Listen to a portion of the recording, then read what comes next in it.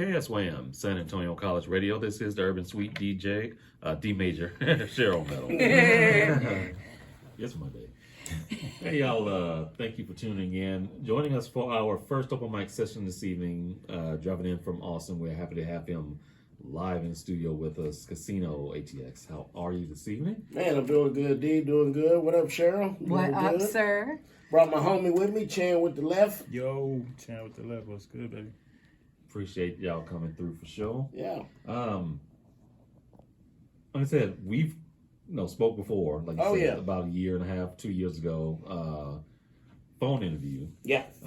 Great interview then. Even though you were out and about, busy, you still took time to speak to us. Yeah. We truly appreciate it. Nah, man, I appreciate y'all. I mean, as an underground artist, any platform or any opportunity you can get on something, you got to go for it. And y'all have always shown me love, and San Antonio's always shown me a lot of love. So I appreciate it. And I stay on the go, but you got to make time for what you want. Yes, indeed. Like I said, it is 210 day here in San Antonio since it is February 10th, and like I said, some people might be wondering why an Austin artist is connected to Saytown, but like I said, DJ Boo, who's been doing stuff for ever around this city. Shout out to DJ Boo. Absolutely. Yeah, DJ Boo, Seven Crew Entertainment. Yes.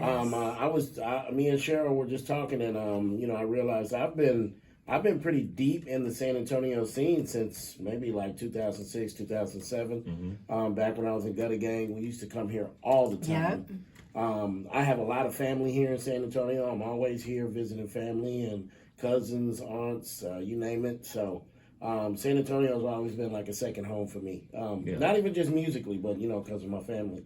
I lived here on the northeast side for a while. I was over there off of Walsham. What was it, Riddiman? Mm-hmm. Yeah, I lived over there for a little bit, so I'm pretty familiar with San Antonio, and I always have a good time here. They always show me love. Oh, yeah. Riddiman Road. Oh, God. Not off Goldfield, I hope. No. Okay, no. Good. No, not over there, but, Okay. Off Riddiman, off Walsham. That. Yeah, that was my old stomping grounds when I first got here. Oh, so okay. I'm familiar. So you know the area. Definitely familiar, for sure. I said, get into it, man.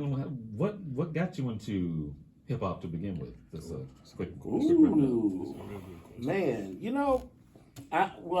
From my era, I think it was just I was a kid when it hit real big, right? And I just remember. Okay, so my mom,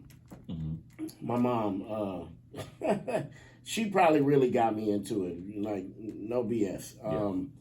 When I was a kid, I remember her taking me to a breakdance show, and it's one of my earliest memories. I might have been like 5 or 6, and I remember watching these people breakdance and just being fascinated. And then from there, I remember just getting real deep into watching, like, anytime. Well, we didn't have cable, but when I would go to my grandma's house, I'd get to, watch BET and watch some of the rap videos and stuff when they were starting to play it. Yeah. And from there, I just got fascinated. But I always played music. Like, I can play a couple of different instruments. And so when I got into high school, that's when I really got into trying to rap and stuff like that.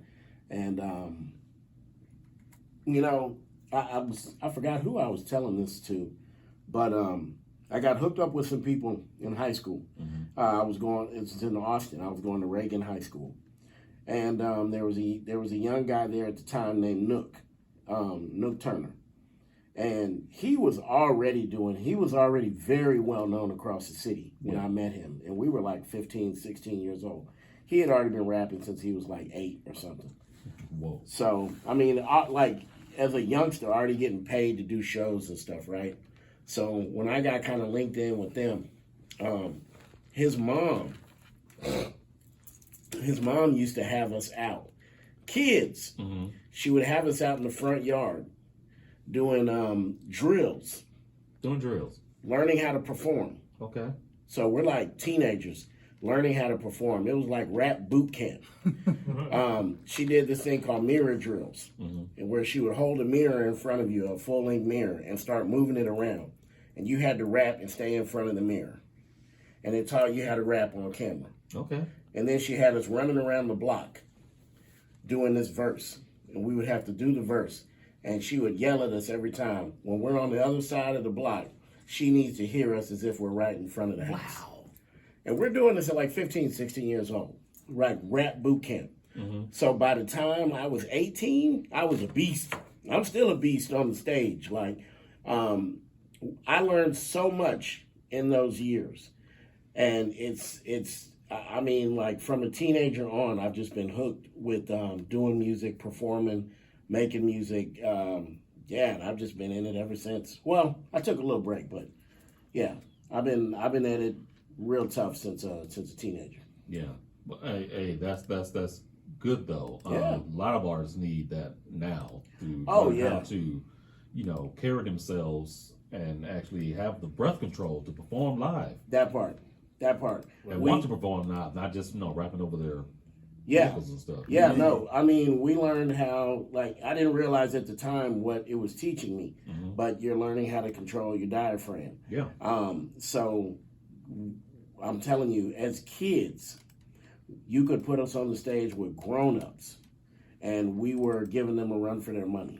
And, like, literally at 17, we were opening up for, you name it, anybody that came through Austin, we were opening up for them. And I was his hype man for years. And so when I did finally step off and start doing my own thing, it just kept rolling, and it was very natural for me at that point. That's cool. Yeah. That's cool. Man, like I said, you've been at it for years now. Yeah. Decided to take a break and came back. Yeah, I was on a hard run, I'd say from like 2002 to about 2014, 2015, hard run, like no stops. And that was in the years like when I met y'all, when I was in Gutter Gang, we were all over the place actually at that point. We traveled all across the Gulf Coast. Yeah. We toured with Mims. I opened up for everybody from Lil Wayne to T.I. to one of my biggest and favorite shows we did during that time. We opened up for Lil Jon and the East Side Boys, and this is when like he's at the height of his career when we opened up for them. So a lot of great experiences. Had some ups and my downs, but I took a break. I'd say my break started in about 2015. At first, it was just to kind of, real talk. I was going through a divorce, so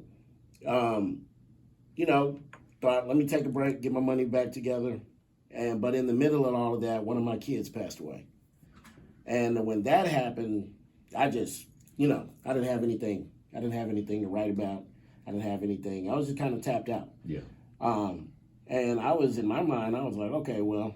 I had an associate's degree, so I went and got a job, got a pretty good job, was just working, and I was kind of done until my friend Chef and my friend Super, that was on the track earlier you played, they were like, well, hey, let's just kind of mess around and work on some stuff, and that was like towards the end of 2019, and then we knocked out this album, and I really liked the album, and then it started getting good reviews, and I was like, okay, well, hold on, I might have some more gas in the tank. And so I've been back at it since, 2020. Man. In fact, when we get back, I want to talk about that particular project. Yeah. And what you're working on right now as well. Absolutely. Hey, y'all, stay tuned. We've got more coming up with Casino and this block of music. We have brand new music from our friend Legacy City featuring Snoop Dogg plus his artist, Oxtalite. Sorry. Oxtalite. I know. Hakeem Green was so much easier. Oxtalite. Featuring Rod Digger of all. Yes. Oh, that's dope. Dope Great joint. Great tracks. Well, let's go ahead and get into this track from Casino and Charlie Boy, Wish You Could. Do not go anywhere, y'all. More coming up. This is the Urban Suite KSYM, San Antonio College Radio.